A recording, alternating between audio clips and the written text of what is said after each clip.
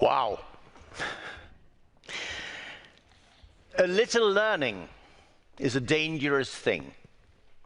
A little learning may lead us to believe that we understand things way beyond our comprehension. Great learning is even more dangerous. Great learning opens the door to possibilities and choices, and with choices comes responsibility. Not always a character trait of the human race. No amount of learning is as dangerous and as destructive as ignorance. Certainly, information can be used for good or for evil, but so can ignorance, and ignorance leaves us blind. We are here to listen to the 2025 Nobel Lectures, 9 laureates of great learning, 9 dangerous men. It sounds like the title of a Western movie, doesn't it? I look forward to seeing them all riding off into the sunset to the music of the great master Ennio Morricone.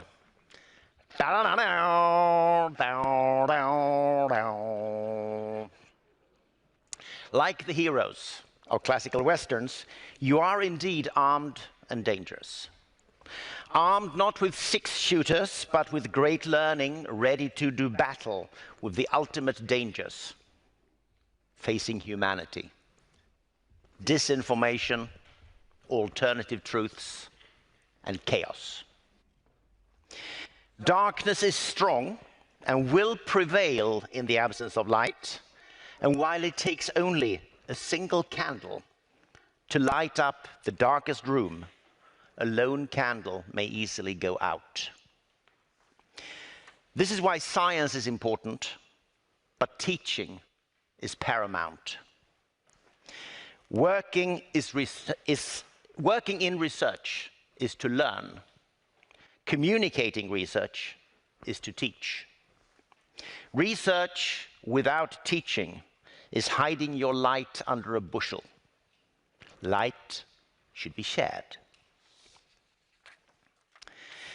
Gathering and multiplying light leads to enlightenment, and enlightenment, as opposed to mere light, is robust. When Alfred Nobel planned for the conferment of the prizes that bear his name, the Nobel Lectures were an integral part of them. In these times of war and climate crisis, when truth itself is under attack, we have more cause than ever to feel gratitude towards Alfred Nobel for his vision to celebrate knowledge, light, and enlightenment.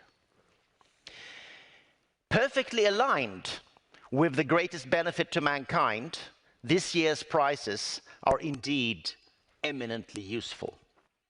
The prizes in physics and economic sciences celebrate how that which is useful and small can be grown large. The prize in chemistry goes one step further to reveal that there are uses of that which isn't even there.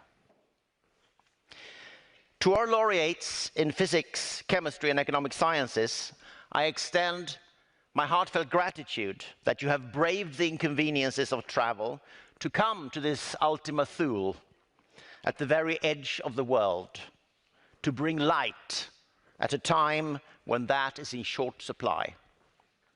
Thank you for your willingness to teach. I also want to thank all of you here who have come to listen, in this hall and online, for your willingness to participate in Alfred Nobel's dream about enlightenment. Thank you for your willingness to learn. In the darkness of our Nordic winter, bring it on. Let there be light. Fiat lux. I now invite Ola Eriksson, Chair of the Nobel Committee for Physics, to introduce this year's laureates in physics.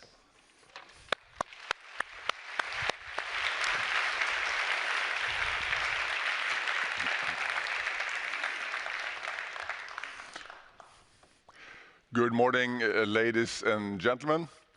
You are all accustomed to, in your everyday life, what you see on the screen behind me.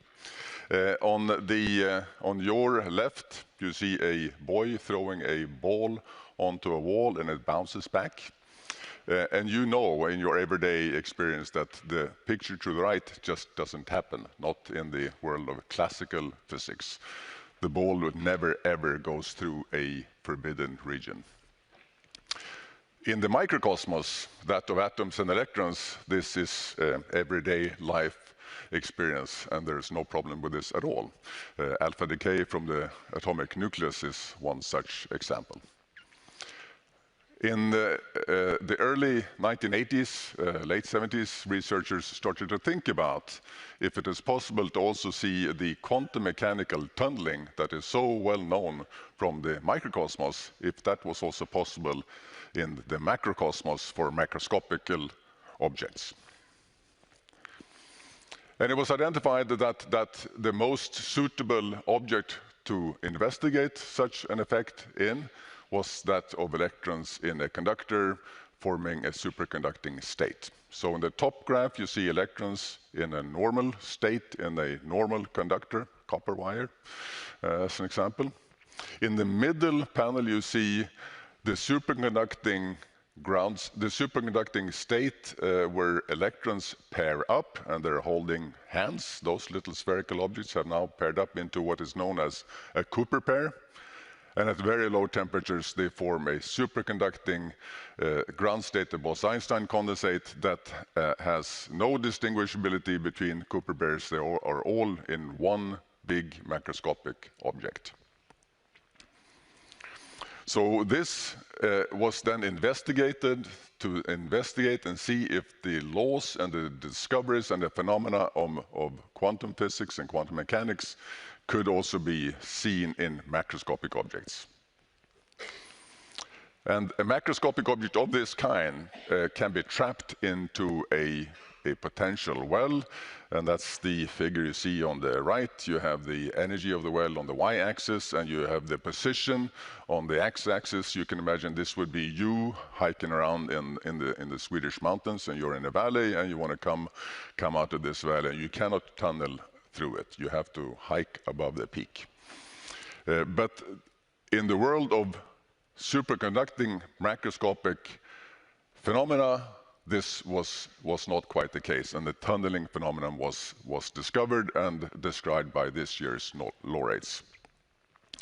And the smoking gun experiment that proved this, that proved the tunneling phenomenon, that is what you see on the left-hand side here. You see the escape rate of this object on the y-axis, and you see its position. That would be your position if you're hiking around in the Swedish mountains on the x-axis. And if the classic, but first let me read to you the motivation to this year's Nobel laureates. To John Clarke, University of California, USA, Berkeley; Michel Devoret, Yale University, University of California, USA, and Google Quantum AI; and John Martinis, University of California, and Quolab, USA, for the discovery of macroscopic quantum mechanical tunneling and energy quantization in an electrical circuit. So please join me now in welcoming the first speaker of our trio of speakers to the stage to give his presentation.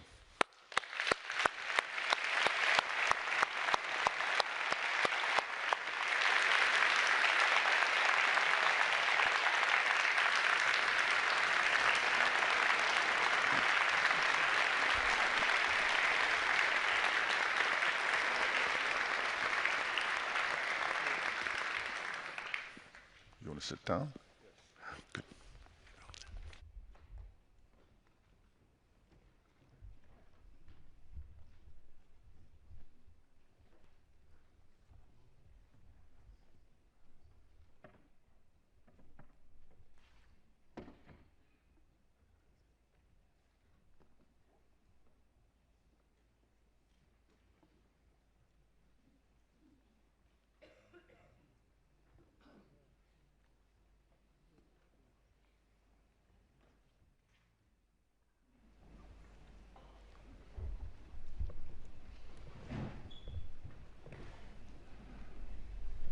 from slugs to macroscopic quantum phenomena.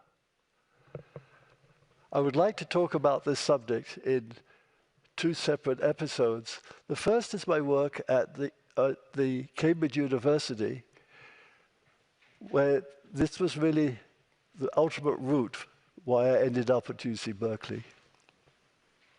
So I will begin with an overview of the work I did many, many years ago at Berkeley.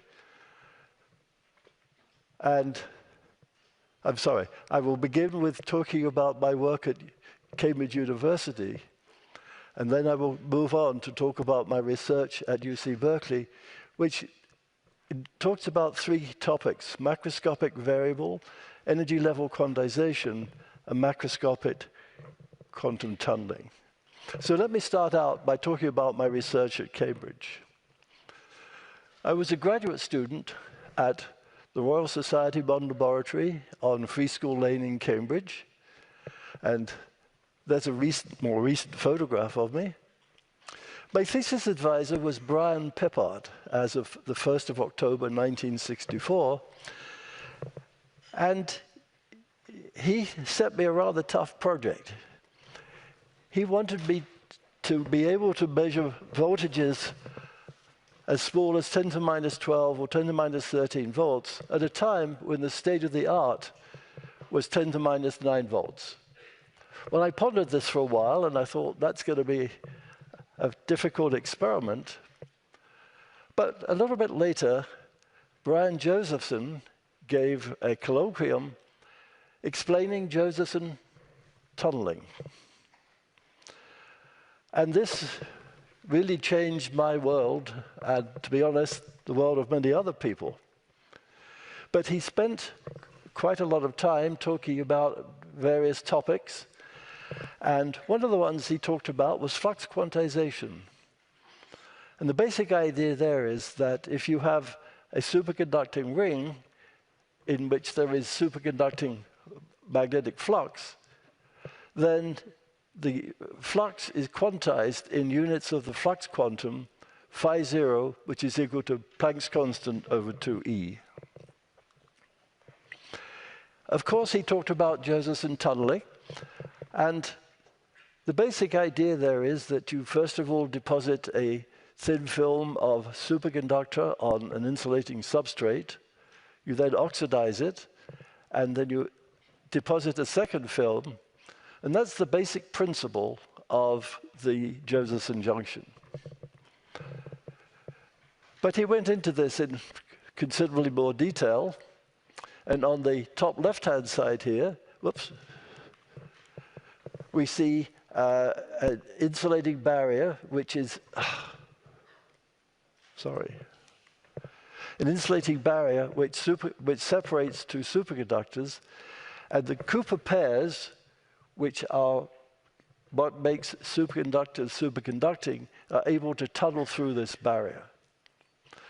And on the right-hand side, you see the plot from the very first observation experimentally of Josephson tunneling by Anderson Rowell at Bell Labs.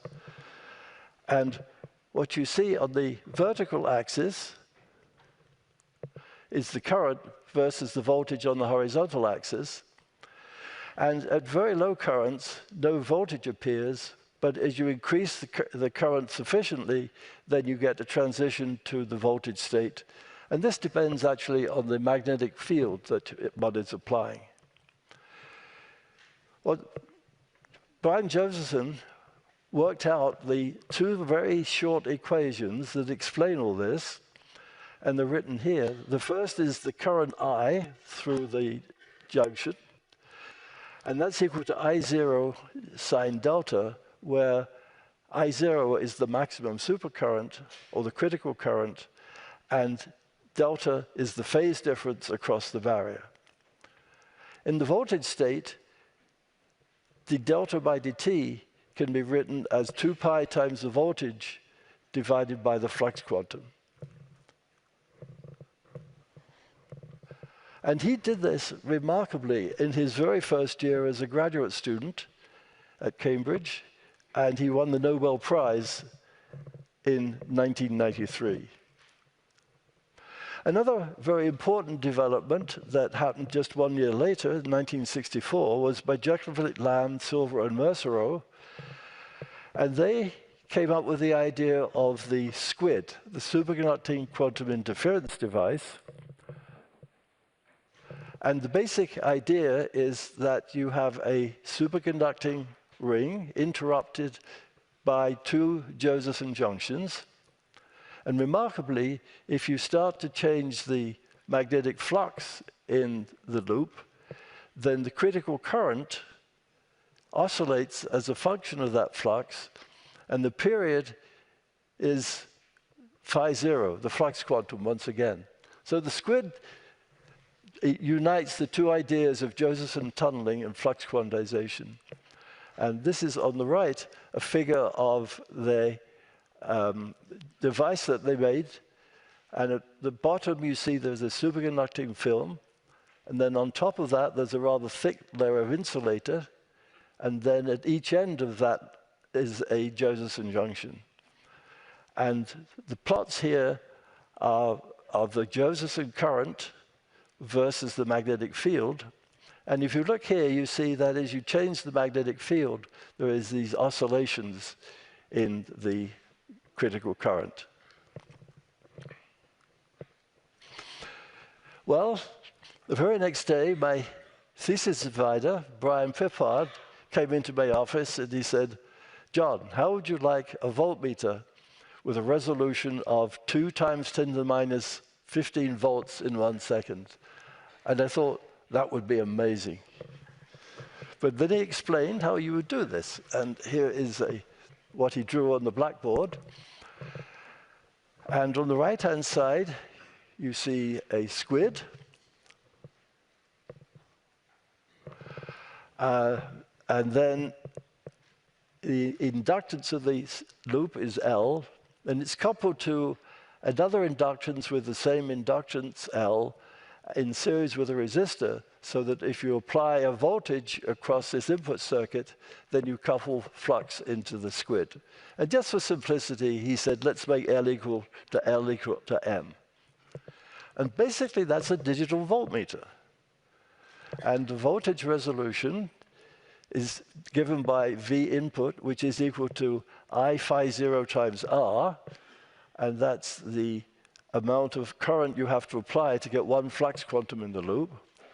And if you choose a time constant of 1 second, then you find that the actual resolution is 2 × 10⁻15 volts.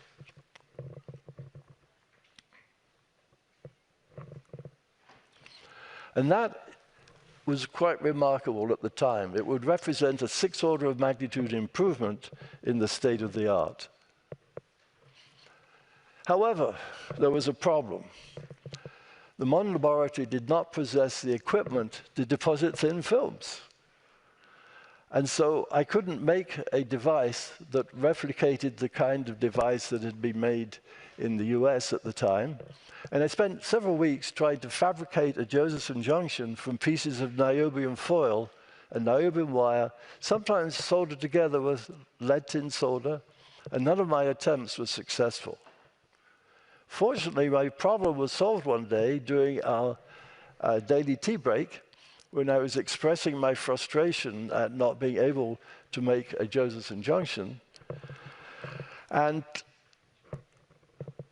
Paul Raitt, who I remember very well still, a fellow research student, pointed out that niobium has a surface oxide layer, and lead tin solder is a superconducting wire.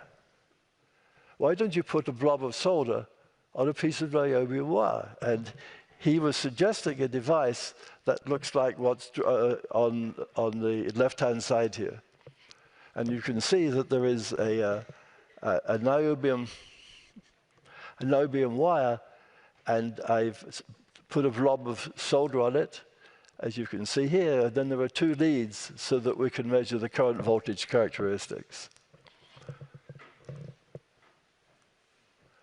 And before dinner, and then I put the device in my cryostat with some liquid helium, and before dinner, that's what we saw. So once again, we have current on the vertical axis and voltage on the horizontal axis. And what you see is that at low currents, there is no voltage, and then when you increase the voltage sufficiently, then you have a voltage developed. So that was, for me, the beginning of how to make a Josephson junction. The day after,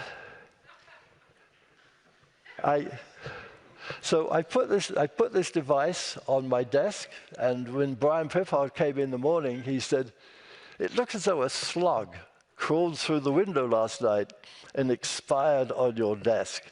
And so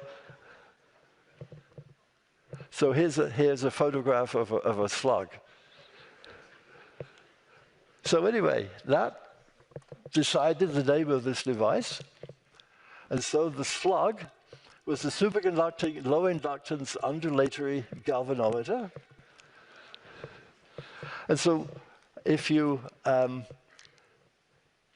look at this figure here, you find that the slug has an extraordinary property, that when you change the current flowing along the niobium wire, the voltage across the slug oscillates as a function of this bias current.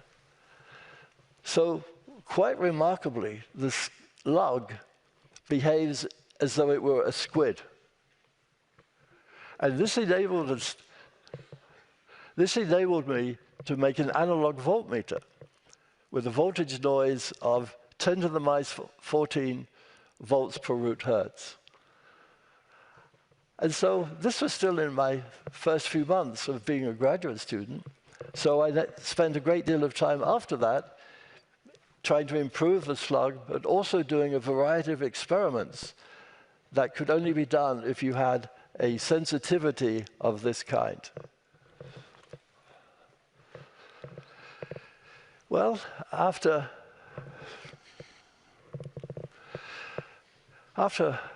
years went by, I started to ponder about what I should be doing next.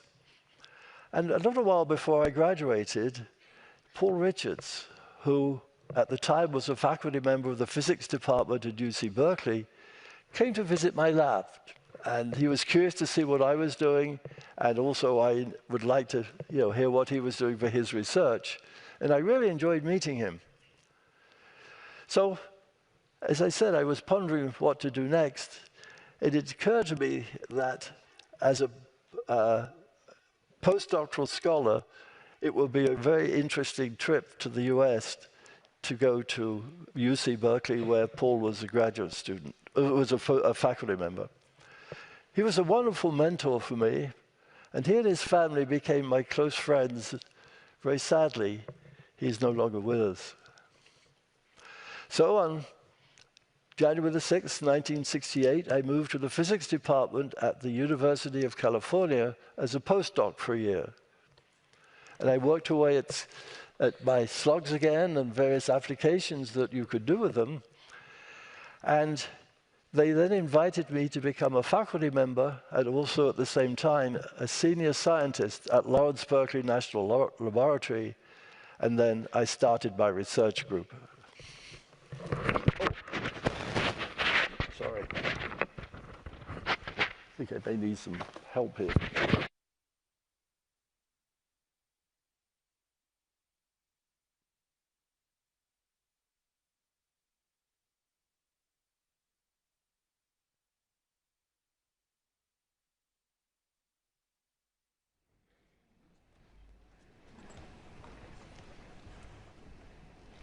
Sorry for the little hiccup.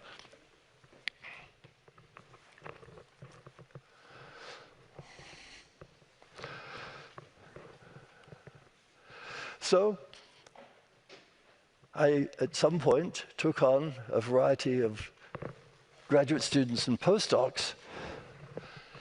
And in 1980, who had just received his bachelor's degree at Berkeley, joined my group as a graduate student. And in 1982, Michel Devoret, who had just received his PhD in France from the University of Orsay, joined my group as a postdoctoral scholar. we had to figure out what we'd like to work on. And at the time, there was a very interesting paper and discussion by Tony Leggett, do macroscopic variables obey quantum mechanics?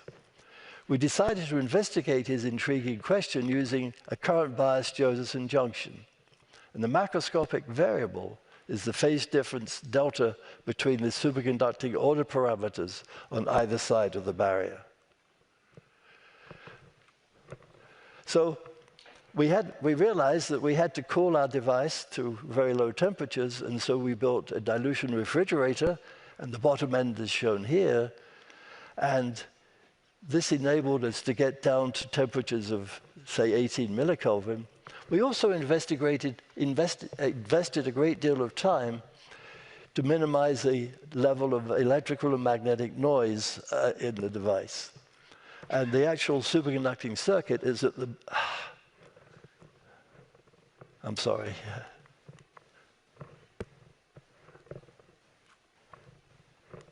Sorry, I don't know what's happened here. And the superconducting device is at the bottom here. So, after our first year or two of work, we published our first paper, our physical review letters, Energy Level Quantization in the Zero Voltage State of a Current-Biased Josephson Junction. And let me basically give a brief overview of what that's about. And in this part of the talk, I won't go into any details about what's actually how we work the calculations out. But on the left, we see a cubic potential U versus the phase difference delta, in which there are 3 energy levels. And on the right-hand side, we see the circuit diagram. Here's the junction, shunted by a resistance and a capacitance. You could apply microwaves, and you could apply a bias current, and you could measure the voltage. And the plasma frequency of a device like this is given by this equation, which I won't explain, where phi 0 is the flux quantum. And we can control the energy levels by adjusting the bias current I. Well, the first thing that we discovered was that if we apply microwaves, then the escape rate can be enhanced. And the escape rate gamma out of the well in the presence of microwaves of power P is resonantly enhanced over that in the absence of microwaves when the microwave frequency corresponds to the spacing between 2 energy levels. And the change in the escape rate is given by gamma P minus gamma 0 over gamma 0. So we start to investigate various properties, and here I'm showing the escape rate versus the bias current. And this is a plot of our parameter gamma P minus gamma 0 over gamma 0 in the presence of 2.2 gigahertz microwaves. And what we see is, if we look at the result of doing this, is that we can observe 3 peaks, and these correspond to transitions shown above. For example, the right-hand one is the 0 to 1 transition, which is the right-hand peak. Here is the 1 to 2, and here is the 2 to 3. And so these peaks get sort of weaker as you go to these higher transition levels. And then the lower plot is the calculated energy level spacings of the transition from the n state to the n+1 state versus the bias current. And here, for example, is the 0 to 1 transition. Here's the 1 to 2, 2 to 3. And the dotted lines here indicate the values, indicate the errors in the critical current and the capacitance. And the arrows here indicate which transition we're looking at. Well, now let's look at the frequency, microwave frequency dependence. And in the top curve, that is A, we're looking at gamma p minus gamma 0 over gamma 0 versus the bias current in the presence of 4 different microwave frequencies, which are labeled here. And in B, we're looking at the calculated energy level spacings versus the current bias. So these are the different spacing levels, and the arrows indicate the values of bias current at which resonances are predicted. The dashed line out here is the plasma frequency.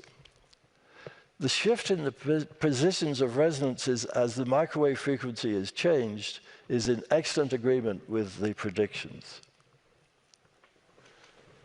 Well, another thing that interested us is the evolution from quantum to classical behavior. And at the lowest temperature, that's the bottom plot here, we see a single resonance. As we increase the temperature, which is measured here in terms of k-Boltzmann T over h bar omega, the frequency, what we see is that an additional shoulder begins to appear, and at the highest frequency, A, the response is a continuum, and that implies that we are looking at classical behavior. So to summarize this first paper, we observed microwave-induced resonances, resonant enhancement of the rate at which current-biased Josephson tunnel junctions escape from the zero-voltage state. The positions of these resonances are in excellent agreement with the predictions of a model in which the energy levels are quantized with no fitting parameters. These results provide very strong evidence for the quantum behavior of the macroscopic variable delta. Well, now let's move on to our second paper, which was published just 3 weeks later. Measurements of macroscopic quantum tunneling out of the zero-voltage state of a current-biased Josephson junction. So once again, I will go through this paper and mostly focus on showing the figures, and some of the details like this I won't take the trouble or won't have the time to go through. But just to summarize a couple of things, in the thermal regime, meaning k-Boltzmann T much greater than h bar omega plasma, the particle escapes from the well via what's called thermal activation. So it's a thermal process, and the equations are written here. On the other hand, in the quantum regime, k-Boltzmann T much less than h bar omega plasma, the escape is predicted to occur via macroscopic quantum tunneling at a rate that, again, we calculated. And the only number I'll mention here is that the crossover temperature at which the energy rate changes from thermal temperature-dependent to quantum temperature-independent is predicted to be h bar omega plasma over 2 pi k-Boltzmann in the limit q much greater than 1. And Q is the damping factor, omega plasma times RC. Well, it turns out that a very useful and important characterization of all this is the escape temperature T sub ESC. And to express the experimental measurements of the escape rate in a way that is independent as possible of the parameters of the junction, we introduce the escape temperature T escape. And that is defined through the result I've shown here. In the thermal regime, we have one prediction, which involves the parameters here. And in the quantum regime, at T equal to 0, the prediction is again given by this complicated equation. And the crossover temperature at which the escape rate changes from thermal, meaning temperature dependent, to quantum, temperature independent, is predicted to be h bar omega plasma over 2 pi k Boltzmann in the limit q much greater than 1. Well, here's another plot, which you also saw a little while ago. And this is T escape versus temperature for two values of critical current. And there is the so-called quantum junction, which has a relatively high critical current. And, I'm sorry. Oh, I'm really sorry. This thing is driving me crazy.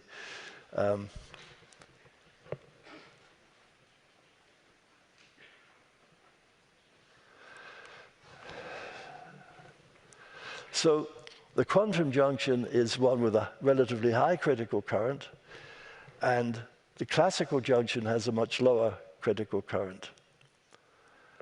And the two arrows here, for the solid arrow represents the predicted crossover temperature for the higher critical current, and the open arrow here is for the lower critical current. The predicted value of the escape rate, which is plotted here versus temperature, is indicated here on the left with this little symbol here. And what you see is it lines up really rather accurately with the bottom end of the quantum plot. And the lower temperature value of the T escape are in good agreement with the T equal to 0 predictions shown here. So this was a very important result. And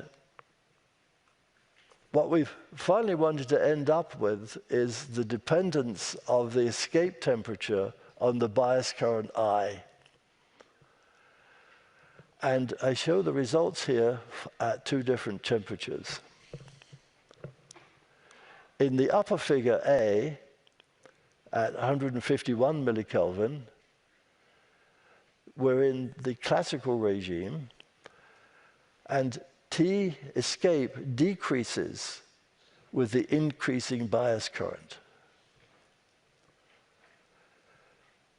The lower plot shows the result at much lower temperatures. And what you see here is that the T escape increases as you increase the bias current. And within the experimental uncertainties, the data are in good agreement with the theory. The very different dependence of T escape on the bias current in A and B demonstrates that the escape mechanisms are different in the classical and quantum regimes.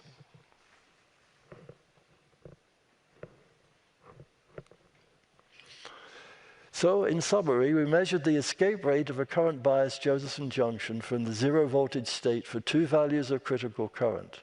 For the lower critical current, T escape followed the classical prediction to within experimental error. For the higher critical current, T escape was equal to T at higher temperatures that began to flatten off at temperatures below 50 millikelvin, becoming temperature independent 25 millikelvin. Within the experimental uncertainties, the low temperature value of T escape was in excellent agreement with the zero temperature theoretical prediction for macroscopic quantum tunneling, with all relevant parameters measured in situ in the classical limit. The combined results, the combination of the result from these two publications provided very strong evidence for the existence of energy quantization and macroscopic tunneling in an electrical circuit.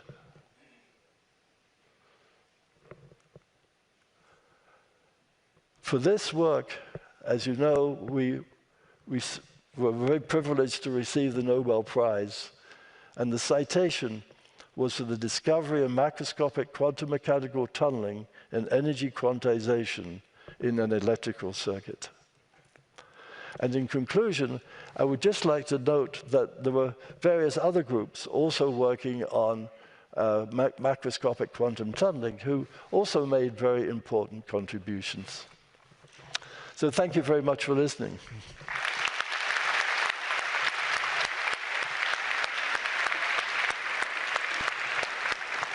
Oh.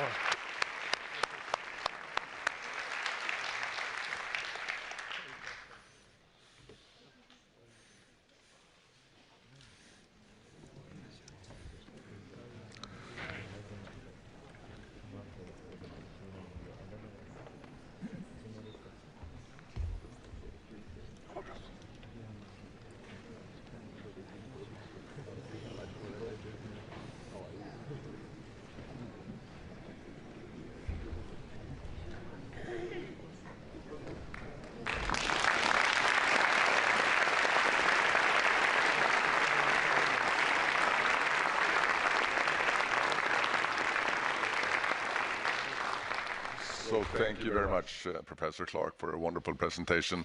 Our next speaker is Michel Devoret, born 1953 in Paris, France. He received his PhD in 1982 from Orsay University, as you heard in a few seconds ago. He's now professor at Yale University, New Haven, also at Santa Barbara, UC California, and is also at Google Quantum AI USA. So please join me in welcoming Michel Devoret to the stage.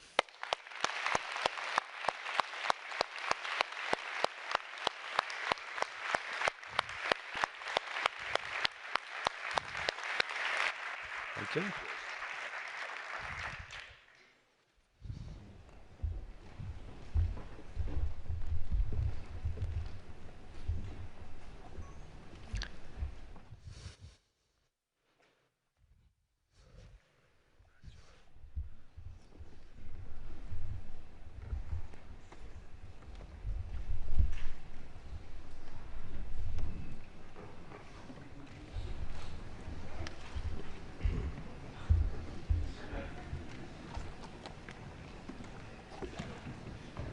Try it. See.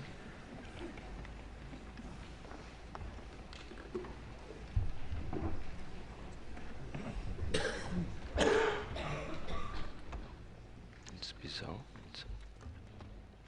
Maybe it's going.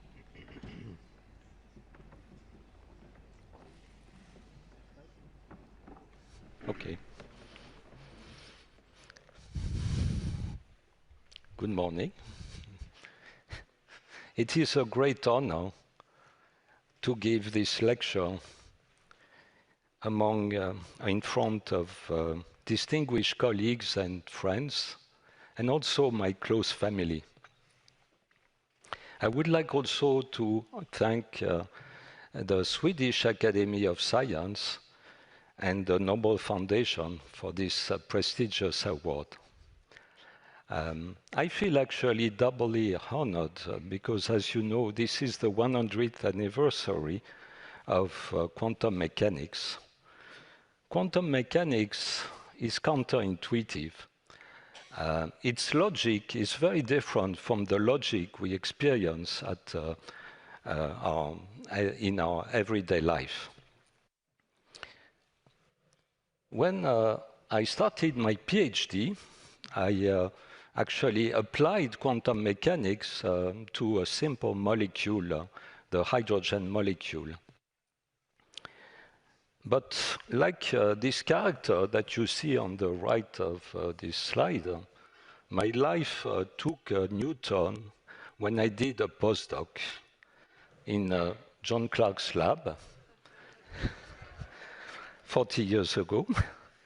And with John Martinis, who was a graduate student at the time, and John, we started an experiment that was a test of how variables like currents and voltage, how does quantum mechanics work for these variables.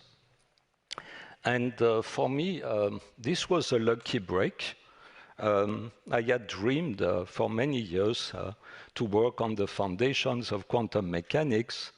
I was inspired by the work of Alain Aspect, who defended, and I had the pleasure of being there in the audience when he defended his thesis in the mid-70s, and the room was packed.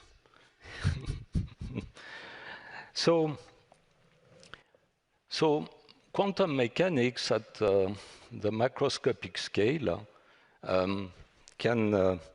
is not something that was completely new at the time of our experiment. Actually, you could hear about it in popular books that try to convey quantum mechanics to a large audience. But this quantum mechanics at the macroscopic scale was essentially in the form of thought experiment. And here I'm going to give you an example which was invented by George Gamow, who wrote this wonderful book, Mr. Tompkins Explores the Atom. So George Gamow actually, very quickly after the discovery of quantum mechanics, explained alpha decay, alpha radioactivity, by considering the following idea. So on the left of the slide, there's a reminder that tells you what is radioactive alpha decay. If you take, for instance, the atom of uranium, and you consider its nucleus, after a certain time, it's going to decay into thorium and emit an alpha particle, which is actually a helium atom, or something you can describe also as 2 protons and 2 neutrons. So this alpha particle is, in the words of Gamow, it is transposed into a marble on the diagram on the right. And this marble starts in a sort of molehill with a crater in the middle. And when the marble is at rest, classically, it cannot escape. Its escape would mean that energy would not be conserved. You have a hill to go up and down to escape. But quantum mechanically, this marble can borrow energy. Actually, can borrow energy from what I would call the Planck bank, which specifies that you can borrow a certain amount of energy during a small amount of time. Actually, this is given by the Planck's constant, and this Planck constant tells you that you can borrow during 1 second 10⁻34 joules, or during 1 nanosecond, 10 to the minus 25 joules. And we're going to see that 10 to the minus 25 joule is actually a manageable quantity. So, so this particle escapes, and why does it escape? Well, the crater corresponds to the attractive interaction of the alpha particle inside the nucleus due to the strong force. So this is why you have a dip. But outside, the alpha particle, which is charged positively, is repelled by the nucleus, and hence the downward slope. And so this potential is the description by Gamow of alpha decay. And you see that Gamow, in fact, has no doubt if the marble would be sufficiently light, well, you should observe this effect. If you take a dog bowl at home and a marble, you should see this, provided, of course, that the marble is sufficiently light. Now, Tony Leggett, in the mid-80s, says, wait a minute, actually, we have absolutely no evidence that quantum mechanics works at the macroscopic scale of marbles. In fact, Tony Leggett was well placed to say that, because even though people at the time were saying that superfluidity or superconductivity are phenomena that display quantum mechanics on the microscopic scale. In fact, he knew that in such phenomena, quantum correlations are actually deployed on a very small scale, and the order propagates at the macroscopic scale by completely classical interactions. So Tony Leggett is essentially proposing experimentalists to try to see if you can make a cat in the superposition of being dead and alive at the same time. And in proposing this to experimentalists, he is really interested in measurements. What happened in a measurement when the superposition is actually changing, the measurement is changing an end into an or. You have only one outcome. The cat is either dead or alive when you make a measurement. Now, of course, Tony Leggett had a very special cat in mind. Instead of taking a live cat, he was thinking about an electrical circuit. And on this picture, what you have is an oscillator, an electrical oscillator, which actually you have in your cell phone. It's made of aluminum. It's millimeter in size. And if you cool it to 20 millikelvin, which was the temperature of our experiment, all the electrons in this circuit are condensed and form one incompressible fluid that is going to move bodily in the circuit. To understand this idea of macroscopicness of the circuit, it's good to compare it to an atom. So I'm going to take a very simple atom, the hydrogen atom, and you have an electron which orbits around a proton there. And on the right, you have the equivalent system, but of course the dimensions are many, many orders of magnitude larger. You have this electrical circuit, which is a coil, an inductor shunted by a capacitor. And in that system, the electrons are going to move bodily from one plate of the capacitor to the other. So let's see what this motion is. This is OK. So you see the electron classically, of course, in a classical picture, orbits around the proton. And what is happening in the circuit? So you see in the circuit, this whole incompressible fluid moves from one capacitor plate to the other by passing through the inductor. But at this low temperature, as you can see, suggested in this animation, there's no internal degree of freedom that is actually stimulated by this motion. So there's actually an analogy that you can draw. In the atom, you have a single electron. In the circuit, you have a whole superconducting condensate. And if you want, it is the center of mass of this condensate which is the analog of the position of the electron. The velocity of the electron is the current through the inductor. And the force on the electron, if you want to push the analogy, it would be the voltage on the capacitor. OK. Now, there's a big difference, of course. And why do we say that this circuit is macroscopic? Well, from an application point of view, you can attach wires to a circuit. And therefore, you can make two circuits, for instance, interact very strongly. Or you can make a very strong measurement on the circuit, which is much more difficult to do on the atom. So that's why we are interested in demonstrating quantum mechanics at the level of circuit. Now,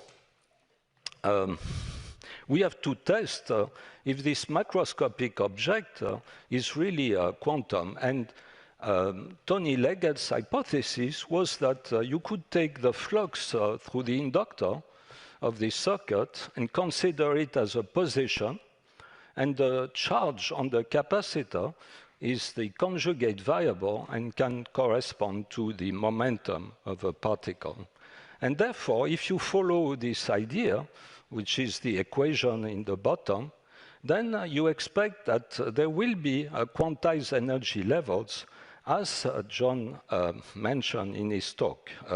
But this will happen essentially in any circuit. In the case of this inductor and capacitor, you have actually equidistant energy levels.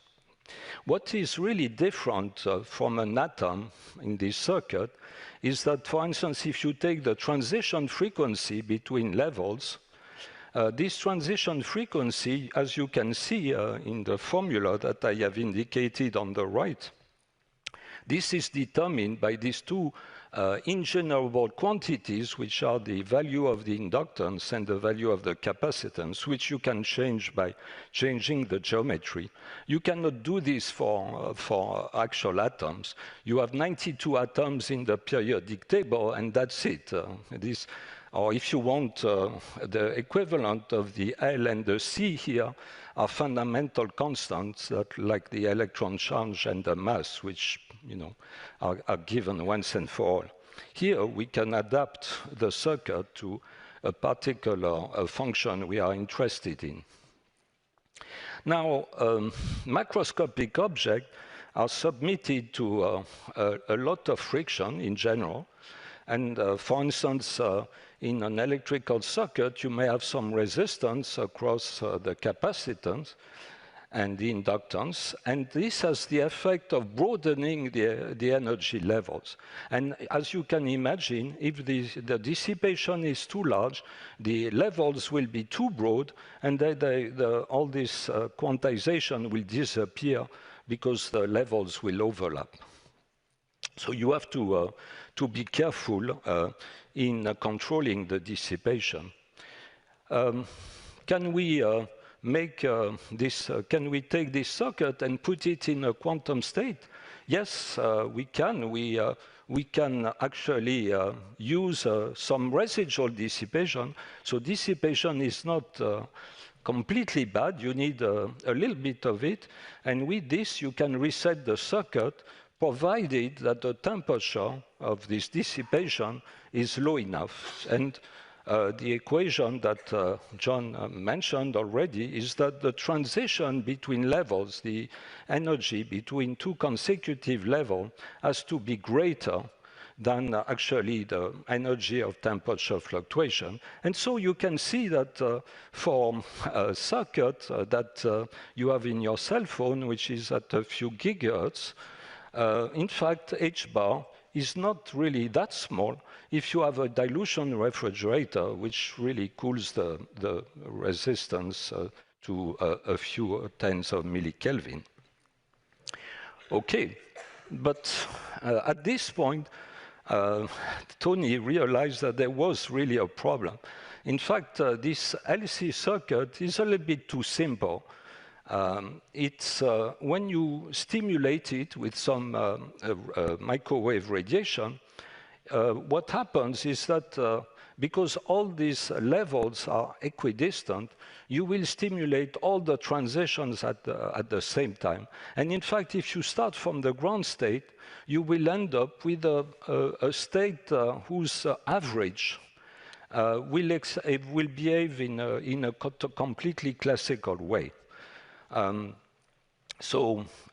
This is a problem. So we say, it is said in quantum mechanics textbook that the harmonic oscillator is always in the correspondence limit.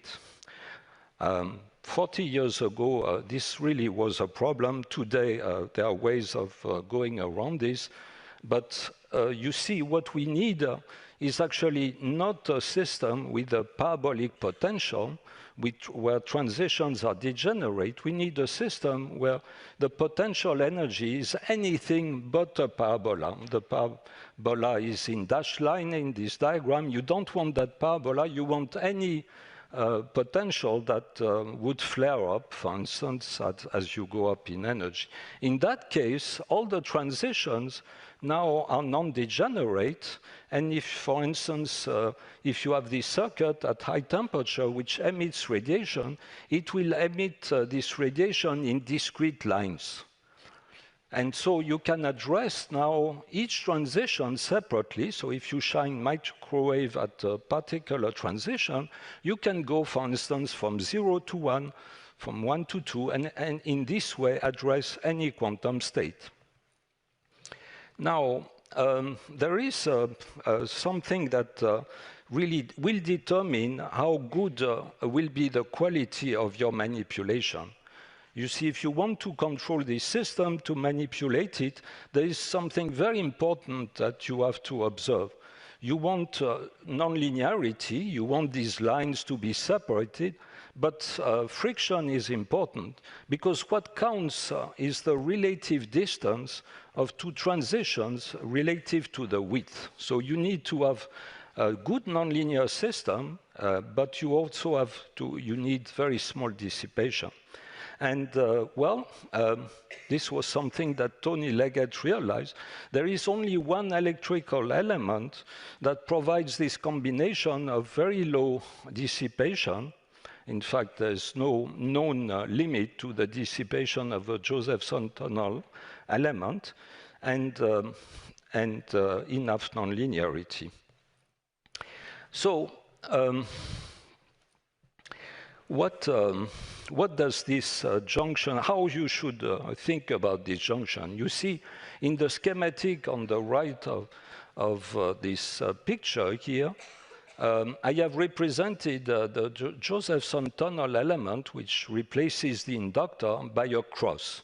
And the cross doesn't evoke at all an inductance, but the cross was chosen for historical reason. And if you follow John's talk, it should be pretty obvious why it should be a cross, but I won't go into this detail. Let's take this cross element, this Josephson tunnel element, and relate the current to a sort of flux. So this is what is called a generalized flux. You remember Faraday's law. The time derivative of a flux is a voltage. We can invert this relation and introduce the time integral of the voltage across the junction. And that creates a variable which is the equivalent of a flux. Now, if we, okay, so, okay, good. If we now plot the energy of this tunnel element as a function of this generalized flux, we do get something that deviates from a parabola. In fact, it deviates a lot. We get this cosine potential. And this cosine potential has a periodicity which is given by h bar over 2e. And why does E come into play here? It's because electrons tunnel one at a time across the junction.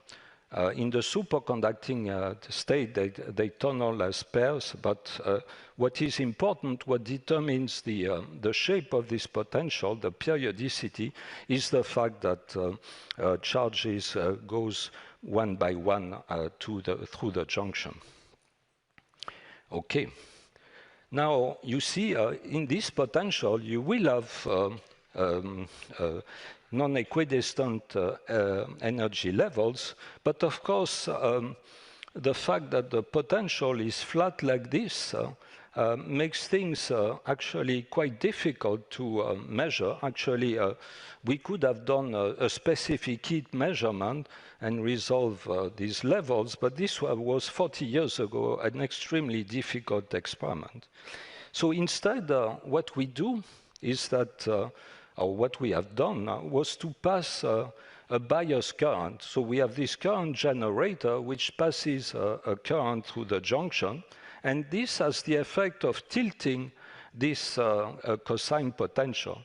Now, we have these levels, but they are metastable. If you populate one level, it will eventually decay because its wave function leaks into the barrier. There are two parameters that determine this potential, two very important parameters. There are this plasma frequency, omega sub p, which is the frequency of the small oscillations at the bottom of the well, and then there's this barrier height. It is absolutely crucial in the experiment to control these two parameters. And why? It's because actually there are two escape mechanisms. The state of the circuit, which is represented by this yellow ball here in the diagram, so that's the whole state of the circuit, it can escape from this well in two possible processes. The yellow process is a process in which the thermal excitation is going to help you go from one level to the next and so on until you go out of the barrier by the top. If you are in the regime where the temperature is sufficiently small and the crossover temperature is given by this ratio of the energy separation divided by K Boltzmann, then you will escape through the barrier by the tunneling corresponding to the purple arrow. And I hope that you recognize that the situation is similar to alpha decay. So our whole circuit is now the equivalent of a radioactive nucleus. How do we detect this, that, you know, the equivalent of radioactivity? Well, in this system, you see the whole state of the circuit changes. So on the left, the current, this bias current, can go through the tunnel element, through the cross, and that corresponds to this yellow particle, which corresponds to the state of the circuit. The particle is trapped. It can move in the well, but its average velocity is 0. That means that across the circuit, the voltage is 0. This is the 0 voltage state. You see that on the diagram, you have a resistance, and this resistance actually is something that we impose in the circuit. It corresponds to the voltmeter. The voltmeter is going to be the equivalent of the Geiger counter in radioactive decay. When the whole state of the circuit switches from the 0 voltage state to the non-zero voltage state, or in the slide here, it's just called the voltage state. There's a voltage that appears across the circuit, and we can detect it with our voltmeter. And why do we produce a voltage? Well, you see, as soon as the particle escapes, it rolls down this tilted potential. It picks up speed, and speed in our language is voltage. So by detecting this pulse of voltage, we know that the whole circuit has changed state. And this is the equivalent, the macroscopic equivalent of alpha decay. Now, I have to say something very important. There is two tunneling in this experiment. There is tunneling at the level of single electrons that go through the barrier, and that creates the Josephson effect. It creates the shape of the potential. And this tunneling has nothing to do with the switching of the entire circuit from one configuration of the currents into another. These two levels should not be confused. So what we have discovered is that it's the tunneling of the state of the whole circuit, the tunneling of electrons and the tunneling of electrons in pair. That was the discovery of Josephson. So what we've done is post-Josephson physics. Okay. Now, John has shown a photo of our experiment. In this yellow box, we show exactly the shape of the junction. It's a junction that is actually lead indium junction, niobium lead junction, which has the merit of being superconducting at helium temperature, so we could check all the parameters in situ. These cylinders are actually filters, and they are very important, as John said. In this experiment, we narrow the bandwidth to kilohertz, and we have to filter out every other part of the spectrum. As I said, it was important to measure all the parameters of the system in situ.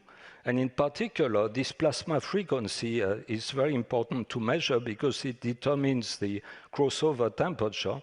And an experiment that we did in the classical regime taught us that we could, if we measured the enhancement of tunneling, find this plasma frequency on the right edge of this resonance curve.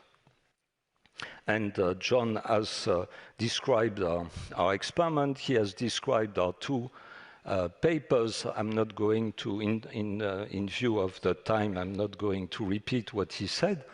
I will I think it's important to mention that 14 years later, colleagues at NEC, Yasunobu Nakamura, Yuri Pashkin, and Zhou Shen Tsai,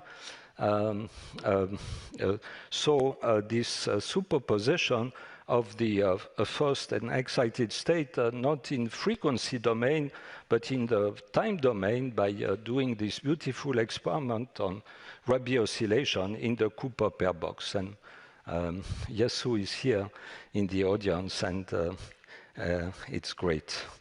On the right, so a few years later, we showed at Saclay that we could control this qubit not only on one axis, but on all axes. And you see also that the time scale is 3 orders of magnitude larger here. So coherence had been increased. Well, at this point, I am almost done. I see that I only have a few minutes left.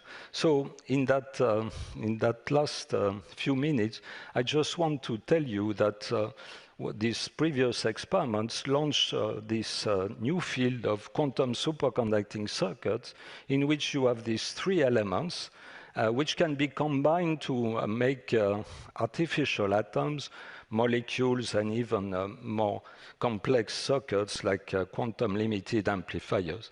And I would like to acknowledge here all the people who are in the audience that have participated in this exploration. These artificial atoms have this analog of the Mendeleev table. I don't have time to comment, but each of these dots represent some configuration, some kind of new artificial atom. And there are 2 that are popular, the transmon and the fluxonium. And recently, by the way, this is an image of the transmon. And recently, I will have to rush here But in the group of Nathalie de Leon and Andrew Hook at Princeton, the quality of these artificial atoms has been extended to a number which is basically that of the hydrogen atom. And what can you do with these artificial atoms? Well, you can do a certain number of experiments you cannot do with real atoms, and this is a list of these experiments. And finally, I would like to just say that this, as a perspective, this new field of artificial atomic physics and microwave quantum optics open new applications in quantum information processing and quantum sensing. And the question that is left is where can we extend, at what point can we extend quantum mechanics to macroscopic systems? This is still an ongoing question, even though we've pushed the scale at another level. And finally, since I have 0 minutes left,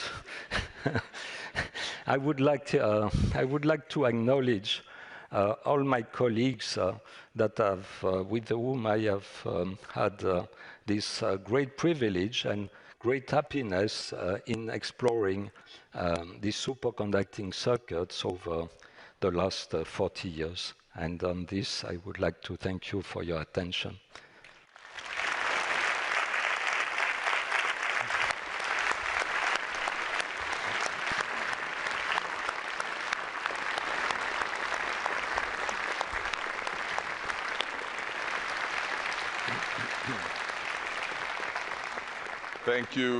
Thank you so much for this inspiring talk, Professor Devoret.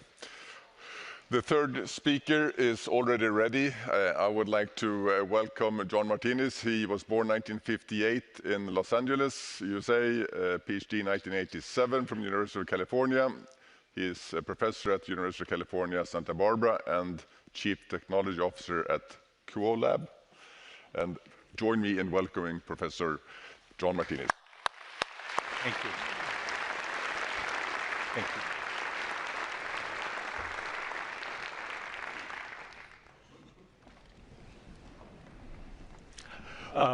Thank you. This is a great honor to speak to you today. And oh, what happened here? Back up. Oops. And great honor. As a graduate student, I joined John Clarke's group because he was doing at the time some really fascinating experiments looking at quantum noise phenomenon in these electrical circuits. And that kind of combined my personal interest, a hobby in electronics, as well as a graduate student where you're fascinated by quantum mechanics and you want to do experiments to understand it better. So today I have an honor to talk about our collaboration, but what turned out to be my thesis at UC Berkeley, and then talk a little bit about the end, where it's led, give some examples where it's led in my career with some other nice experiments. I want to say in my career, I've been really privileged to focus on physics instrumentation to make these quantum devices in a variety of form. And what I learned a few years ago by going to Cambridge, that if you look at my scientific family tree, if you like, through John Clarke and Cambridge, I have a very interesting sequence of graduate advisors who have done fantastic instrumentation and discovered a lot of physics from that instrumentation. So there was a real focus in John Clarke's group to do that I appreciate. Also at UC Berkeley, of course, there's Ernest Lawrence building the cyclotron and building all these accelerators at Berkeley, and that contributed to my interest in exploring such scientific instrumentation and led to many interesting things here. So we've talked before about macroscopic variables obeying quantum mechanics. I'm going to say my personal view, what is actually kind of discomforting to physicists with quantum mechanics is there's actually two propositions in quantum mechanics. One has to do with the wave nature of quantum mechanics and, of course, described by the Schrödinger wave equation and the energy levels and things like that. But a second part has to do with observation and measuring of that quantum state. And physicists really feel, a lot of physicists feel that there are one too many propositions in that. It should only be one. That's how we think. Of course, it works in the real world. You can do things. But part of this discomfort, I think, is very well described in the Schrödinger cat paradox, where you have a microscopic decay of atom, which either kills the atom or not, depending on whether it decayed. And then before you open the box to observe it to measurement, the paradox is, will this living being, a macroscopic cat, can be described as a dead plus alive state? And of course, as discussed before, Professor Leggett discussed that, well, maybe quantum mechanics is such that macroscopic objects can't be in a quantum superposition. We need to look for experimental evidence that that could be the case. And again, he proposed these electrical circuits. Now, one of the things Leggett did that was very nice is he said this is distinct from showing that microscopic quantum mechanics can be observable at a macroscopic scale. A good example of this are crystals, where you have atoms, because of the microscopic physics, attached to each other, and they'll stack up in a regular way because of that. And if you grow them right, they can stack up to macroscopic distances. But it's still, you're looking at a macroscopic property of them stacking up in a very reproducible way. And this is such a magical phenomenon that in my home state of California, such crystals are thought of having magical healing powers. So it's truly an amazing phenomenon. Now, the same thing happens with superconductivity, where the superconductors can kind of stack up in the phase, so you can get large superconducting coherence and the like. And what, of course, we're doing is something looking very different. Will a macroscopic object obey quantum mechanics? For example, throwing a ball against the wall, and okay, one small period of time, it'll tunnel through. That can happen for real balls, but if you make an electrical circuit in the right way, you can show that. Let's talk about macroscopic variables to make sure we really understand that. A good example is a gas at a high temperature of some material. Everything removes from the surface. The atoms are flying around. Obviously, a very complicated state to describe. If you go before the solidification temperature, it then forms, let's say, a solid, maybe even a crystal. But now, if you want to describe the state of that system, you just describe the center of mass. And that's a much more simpler description of what's going on with the physics of that than when it's in a gas. Same thing for electrons in metal. There's some Fermi statistics you have to worry about, but you can have a think about a gas of electrons. When you cool it down, it turns out that electrons flowing in one direction and electrons flowing in exactly the other direction form these things called Cooper pairs with a net zero momentum, so that each Cooper pair has zero momentum, and then every Cooper pair can interact with every other Cooper pair through some condensation mechanisms with phonons. What's very nice about the superconducting state is there's a free parameter to the state, just like in the solid, having the center of mass being a free parameter called the phase. And if there's a change in phase over distance, that is equivalent to a current flowing through the wire. And as long as that current isn't too big, it's in the superconducting state. If its current's too big, it kind of starts looking like a normal metal. It breaks the Cooper pair. Okay, so you have to keep that. So what we do here is make a superconductor with a weak link, a barrier. Here, it's a very thin aluminum oxide. And then from the Josephson effect, the current that flows through it has a maximum value of a critical current, which we can tune for a few microamps in our devices, with a sign behavior, the phase difference, has been discussed before. But here, everything is still classical. This phase is a classical variable in normal way that you describe superconducting devices. As we've discussed before, we're interested in the zero voltage state where it looks like a good superconductor. And then if you have too much current through that, it then goes into a normal state, voltage state, rolling down the well. And this transition is determined by going over or through a barrier that we've described here. And that barrier height goes to 0 when I goes to I0. It goes as the 3½ powers as to how close it is to that.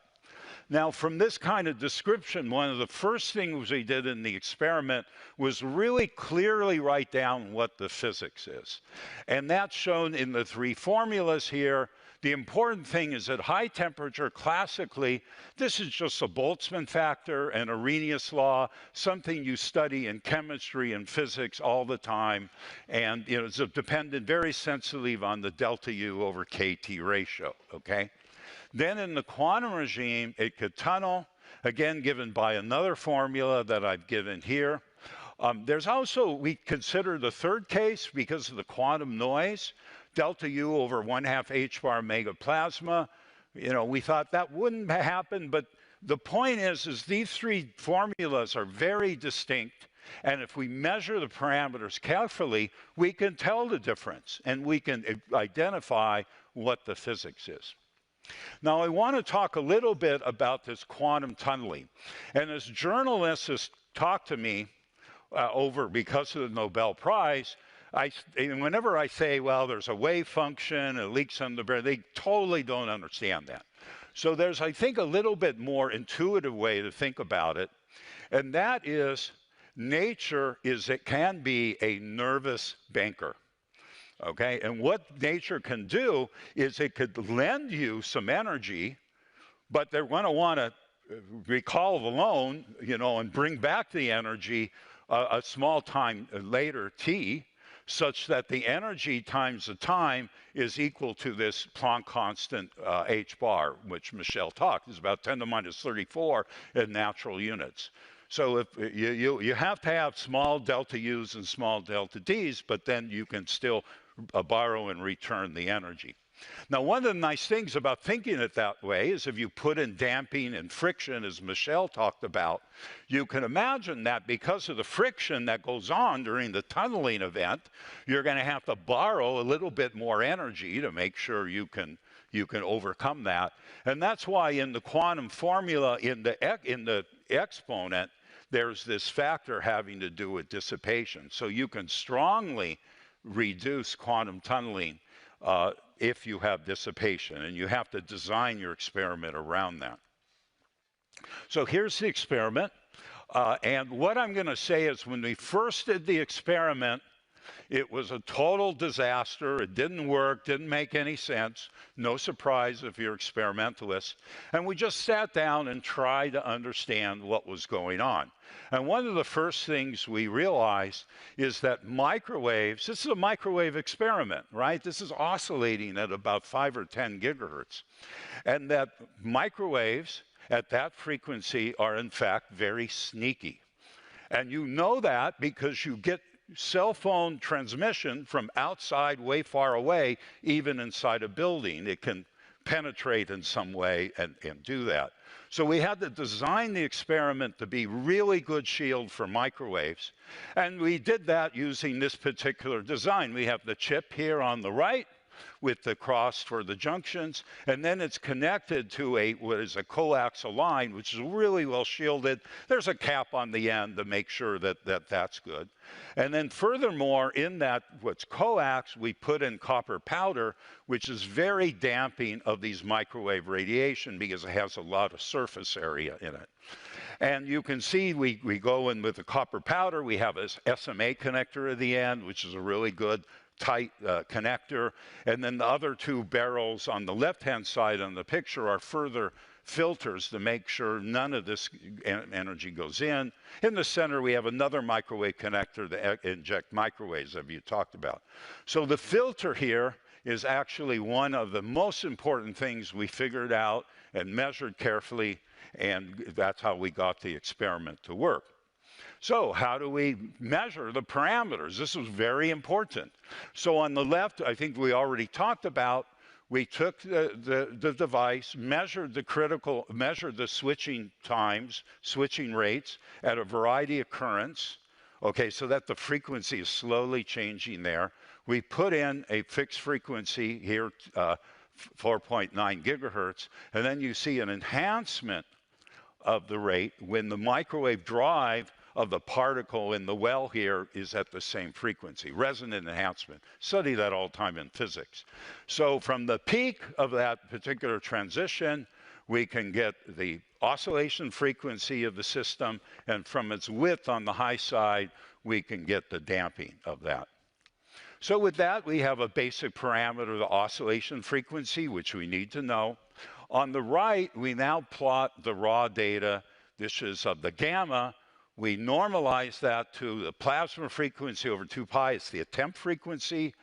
Take the log, and because of the power law, 1 minus I over I0 to the 3/2 for the delta U, you take to the 2/3. And this is an Arrhenius-like kind of plot, where if your data is good, remember at the beginning it wasn't, but now it's good, it should be on a nice line, which is what we see with the points kind of in the center of the plot.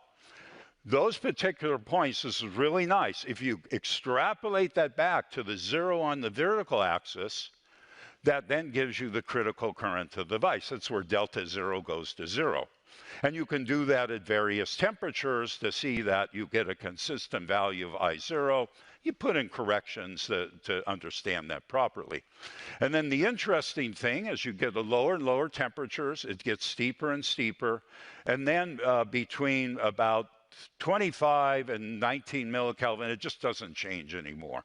And again, that's an indication that you're seeing new physics.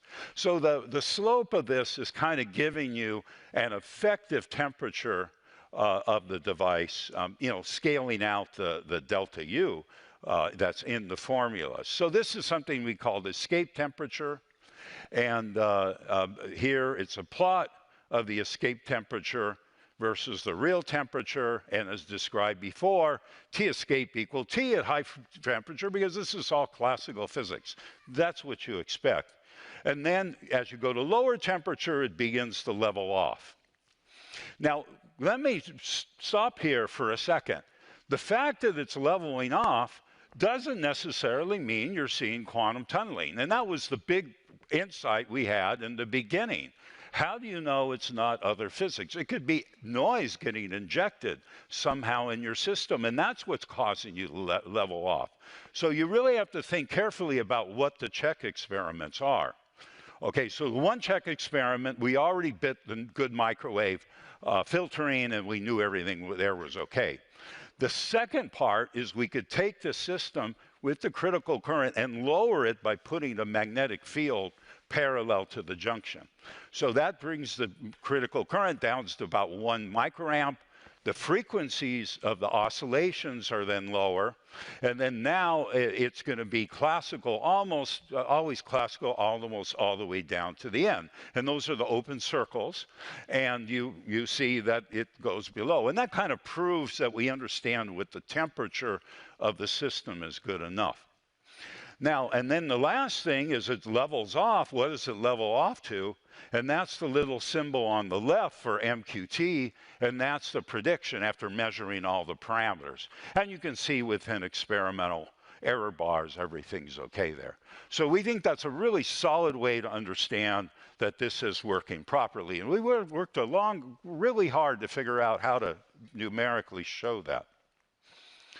Okay, now I want to talk about energy level quantization. And this slide is for the new students who are learning about quantum mechanics. And the problem is in quantum mechanics, it was first understood, kind of discovered through the Planck radiation law of infrared spectrum, okay?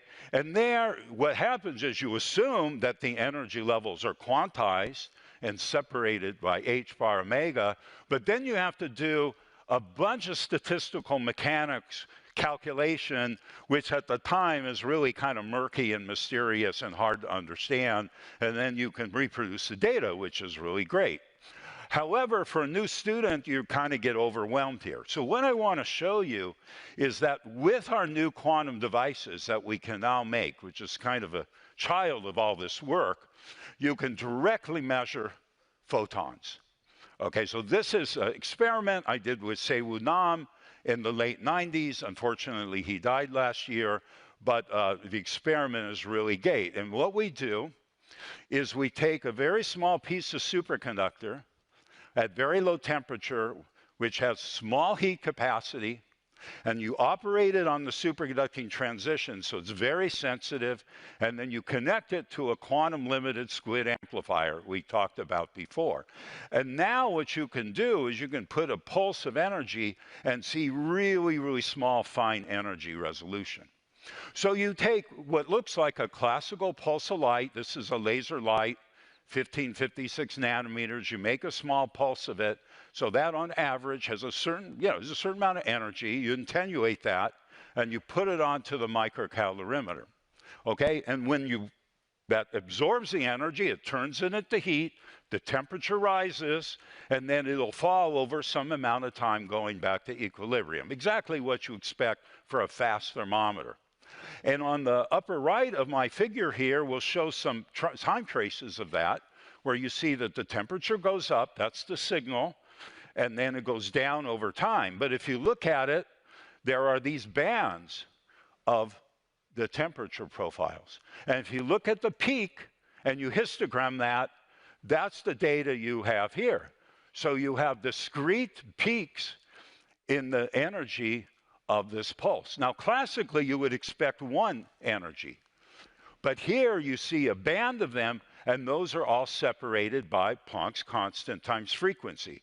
And this energy level quantization that you see is exactly what you're assuming in the Planck radiation law, but now you just directly see it coming out of your oscilloscope from a fancy detector where you can measure very, very small energies. And my hope is that future generations can look at this experiment and kind of get a better intuition about how this works. So that's why I'm introducing it here. And then here we have an energy level experiment that we talked about before, where we put on microwaves and we see an enhancement of the escape rate when the microwaves are resonant in a certain way. And this is really great. This is a qualitative way to show you that you have a unique signature of quantum mechanics that's kind of the fundamental signature with energy level quantization. And that was really great, great to see. When I saw this come up on the oscilloscope, this was like the most exciting part of my graduate student career. So what do we have looking at this? We have a new way to make artificial atoms. Normally we have the periodic table. Now we can look at these electrical circuits. And what I learned here at the Nobel Week is I was looking at the poster for the Economics Prize, and it described about propositional knowledge. And what happens is when you have this kind of knowledge, it's very fundamental knowledge of what you're looking at technologically, it allows you to make discovery after discovery after discovery because you can kind of generalize and really understand what's going on. And what I would say is in this experiment, we tried to go to the basics to really understand this.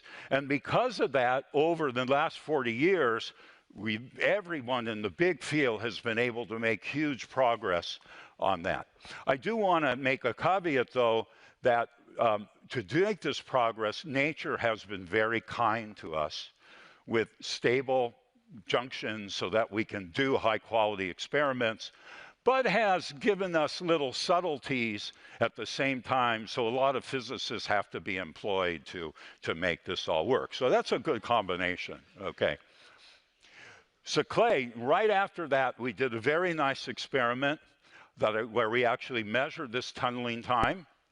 Okay, and how do we do that? Well, using the ball analogy, we make a ball that's squishy.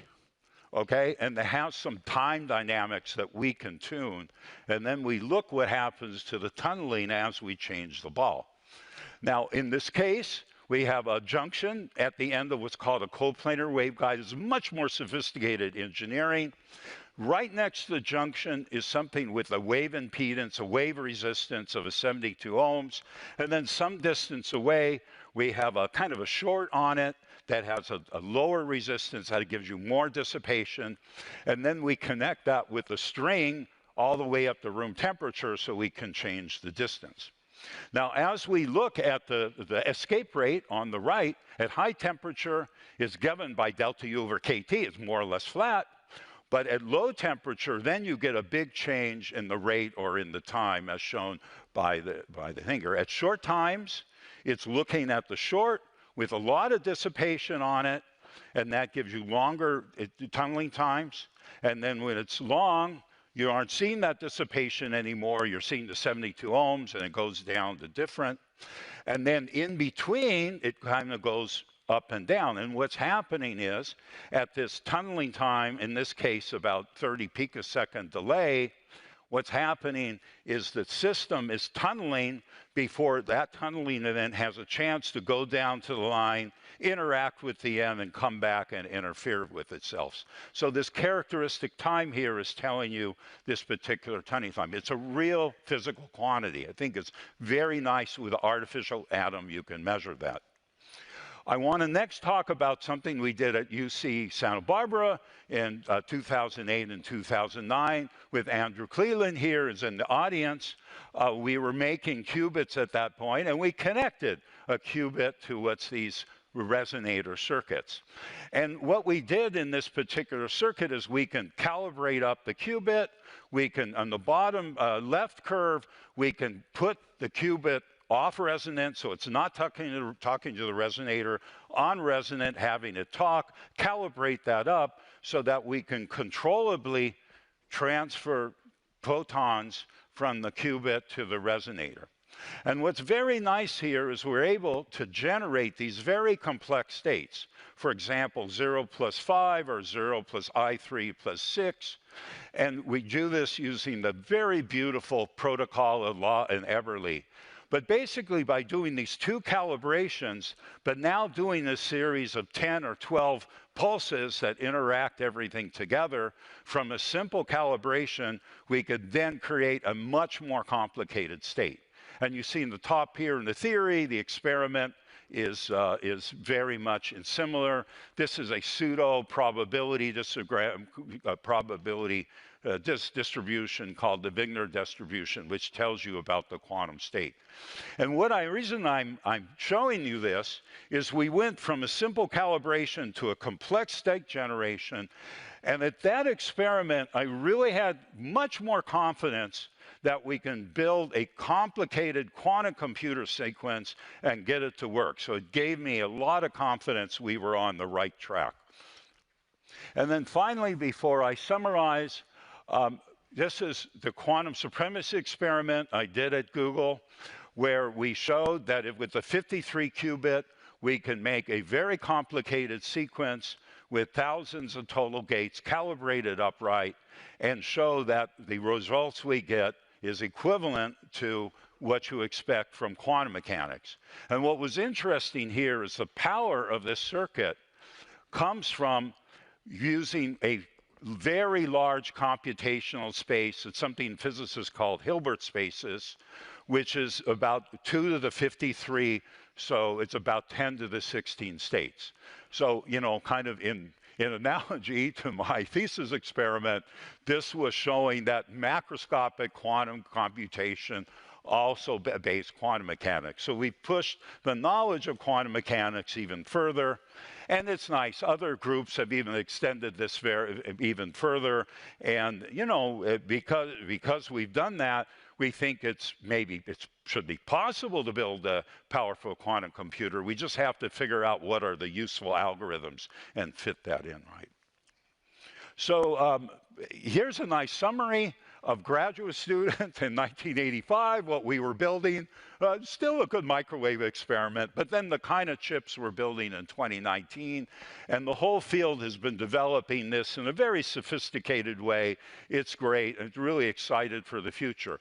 What I'm trying to do, and my thesis, is going from 2019 to, let's say, 10 years from now, 10 years from now, to build a useful quantum computer. We're going to have to make a technological jump in fabrication that I believe is going to be just as big as from 85 to, say, 2019. However, I think because we can now use the semiconductor industry to do that and make it in a more reliable way, I don't think it's going to take 35 years to get there. I think we can do it much faster. So that's what I'm trying to do with my company. So in the final slide here, I just want to summarize that. And as I said in the beginning, I wanted to study these devices to kind of learn about quantum mechanics, and I would say intuitively understand how quantum mechanics worked. And I would say that's what's happened in my career, and it's been a real pleasure to understand that. And just to review that, we have this nice experiment that shows photons, that shows energy level quantization directly, which is really nice. We now can understand that tunneling traversal time.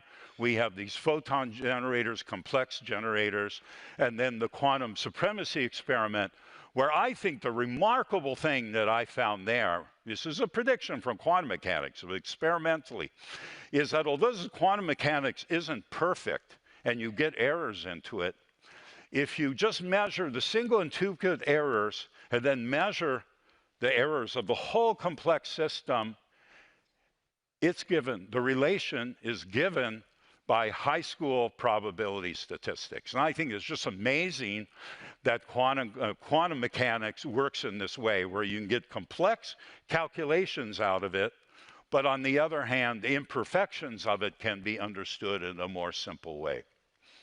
So with that, thank you for your attention. It's been a real pleasure to talk to you about my journey.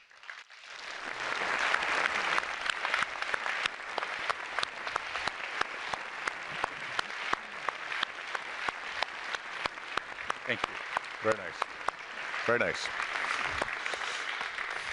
So thank you, Professor Martinis. This summarizes the 3 Nobel presentations for the Physics Prize, and let us all thank the speakers one final time.